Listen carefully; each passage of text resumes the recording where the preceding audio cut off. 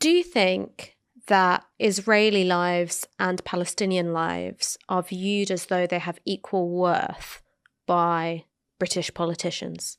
Absolutely not. In our video for you today on the news, UK Member of Parliament Zarah Sultana says to UK politicians, Palestinian lives do not have the same value as Israeli lives. Zarah also stands up for Palestinians by saying it's time for the UK to end its complicity in the atrocities being committed in Gaza and suspend arms sales to Israel. And Zarah talks about voting to scrap the two-child benefit cap in order to lift 330,000 children out of poverty. And UK Member of Parliament Jeremy Corbyn also talks about scrapping the two-child benefits cap. And also, Jeremy asked the Prime Minister of the UK, Keir Starmer, if his government would stop supplying arms to Israel. Let's get started with Zarah Sultana standing up for Palestinians by saying it's time for the UK to end its complicity in the atrocities being committed in Gaza and suspend arms sales to Israel. As we debate here in Westminster, raining down hell on Gaza is Israel's fleet of F-35 fighter jets, planes described by their manufacturer as the most lethal fighter jet in the world.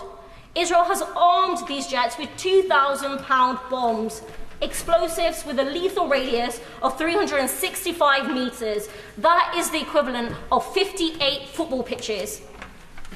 A recent UN report identified these bombs as having been used in emblematic cases of indiscriminate and disproportionate attacks on Gaza, attacks that clearly violate international law.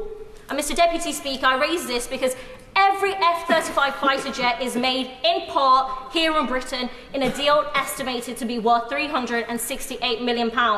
This is just one example of Israel's use of British-made arms in its assault on Gaza that has killed over 38,000 people, disproportionately women and children. The legal threshold for these sales has clearly been met, so they should be banned. There is a clear risk British-made weapons might be used to commit or facilitate serious violations of international humanitarian law. Hence, in February, UN experts call for these sales to be immediately ended. And other countries have also suspended sales. Spain, Canada, and the Netherlands, just to name a few, have suspended sales. And previous British governments have suspended sales too after far less Israeli assault. Margaret Thatcher in 1982, Tony Blair in 2002, Gordon Brown in 2009, and David Cameron in 2014. Today, the Palestinian people face death and destruction on a scale unlike anything they've ever faced before, but British-made arms are still being licensed to Israel and they're still being used to kill innocent people. So again, I say to our new government, it's time for us to uphold international law and end arms sales to Israel. For me, ultimately, the real issue is a moral issue. The leadership should have been condemning Israel's horrific war crimes in Gaza since the beginning of this war, and the fact that it didn't is a stain on its record, and now we are seeing the electoral results of that, which I've been calling out about for a very long time as well. But there are some people listening to this saying the words of the Labour Party are not going to change, even now you're coming into government, not going to change the policies of the Israeli government. Are you not getting this out of perspective, what it is, your potential to bring about change? That's simply not true. When we look at our arms licensing system in this country, there is a role that you can play in opposition, but more importantly in government. You have positions on international bodies like the UN Security Council. You can support the ICJ's case. There are things that you can do to bring about peace and justice and support the rights and dignity of the Palestinian people. And now in government, the Labour Party can demonstrate that. Isn't there a danger that this issue overshadows the early weeks, the early months of a new Labour government, arguably in the way that divisions over Iraq caused such problems for Tony Blair? I don't accept that framing because over 35,000 Palestinians have died, disproportionately women and children, and we have to ask ourselves the question, are British-made weapons the weapons that are killing these children, these innocent people in Gaza? And ultimately, that is the question that now needs to be asked of a Labour government that is overseeing our policy abroad and also domestically. Do you think that Israeli lives and Palestinian lives are viewed as though they have equal worth by British politicians? Absolutely not. If Palestinian lives were seen as worthy, as equal, we would not have a death toll of over 10,000, where half of those are children. That would not have happened. And I find myself in Parliament asking how many more people have to die before we call for a ceasefire, before we use whatever tools we have, whether it's the United Nations, whether it's our own diplomacy, whether it's our arms deals. There are ways that we can actually make a difference. So what will it take? And I never get a response to that. And I personally think it is because of racism, where Palestinian lives are not seen as equal. And that is why we're seeing what we're seeing. Keir Starmer was very happy to condemn Russia's attacks on civilian infrastructure in Ukraine as a war crime. He was reluctant to do so when it came to talking about Israel's attacks on civilian infrastructure in Gaza. He said that politicians shouldn't be weighing in on matters of international law. Why is there a difference between how these two things are being treated? There is quite a significant difference in the way that people in the media, in politics, have looked at what's happening in Ukraine and illegal invasion by Russia and what they see in Gaza.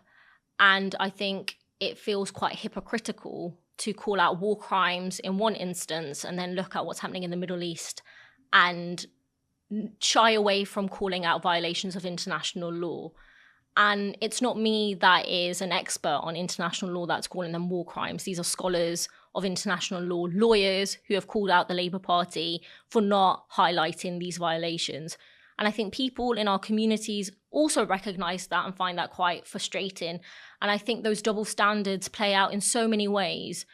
When the UK correctly had safe and legal routes for Ukrainians to come to the UK and people opened their homes and supported them, we don't see that same approach to other people fleeing war and persecution.